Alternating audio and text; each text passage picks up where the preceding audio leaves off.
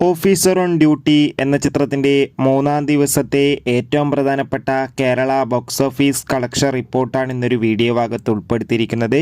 വീഡിയോയിൽ മുൻപ് video like ചെയ്യുക, ചാനൽ സബ്സ്ക്രൈബ് ചെയ്യുക. മാർച്ച് മാസം ഇനി അങ്ങോട്ട് ധാരാളം ചിത്രങ്ങൾ OTT റിലീസ് ചെയ്യും.